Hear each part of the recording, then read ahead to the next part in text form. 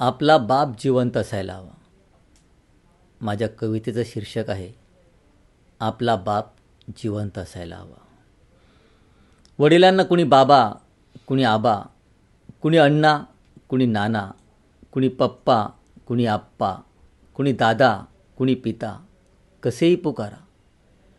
पण या साऱ्यांचं सार बाप शब्दात आहे आणि बाप शब्दातच दरारा आहे.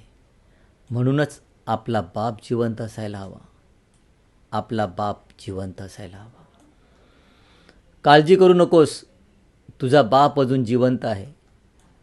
काळजी करू नकोस, तुझा बाप अजून जिवंत आहे. लढण्याचं बळ देणाऱ्या एकाच वाक्यात वडिलांचा आधार तर प्रतिकूल परिस्थितीला दिलेला इशारा आहे. मनासारखं जगण्यासाठी, जीवनपुरतं कळण्यासाठी, मनासारखं जगण्यासाठी, जीवनपुरतं कळण्यासाठी आपला बाप जिवंत असायला हवा. आपला बाप जिवंत असायला हवा. बाप घरातील देव्हारा असतो. कधी मायेचा झरा तर चुकणाऱ्या पावलांसाठी बाप इशारा असतो. बाप घरातील देव्हारा असतो. कधी मायेचा झरा तर चुकणाऱ्या पावलांसाठी बाप इशारा असतो.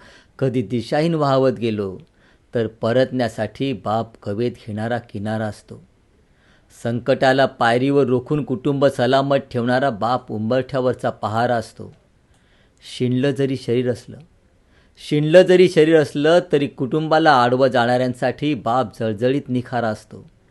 ज्या वास्तूत बापाचं अस्तित्व असतं ती वास्तू अबाधित ठेवण्यासाठी बापानं केलेल्या त्यागाची ओळख आपल्या अंगावरचा शहारा असतो. बाप कुटुंबाचा सहारा असतो. बाप कुटुंबाचा निवारा असतो. बाप कुटुंबाचा सहारा असतो. बाप कुटुंबाचा निवारा असतो. दुर्दैवानं बापाचा हात अर्ध्यावरच सुटला. जनरीत उमजण्यापूर्वीच जर बापाने जगाचा निरोप घेतला. दुर्दैवानं बापाचा हात अर्ध्यावरच सुटला. जनरीत उमजण्यापूर्वीच जर बापाने जगाचा निरोप घेतला तर परिस्थितीशी दोन हात करण्यासाठी आपल्यामधील आपला बाप जिवंत असायला हवा. आपल्यामधील आपला बाप जिवंत असायला हवा. आपला बाप जिवंत असायला हवा.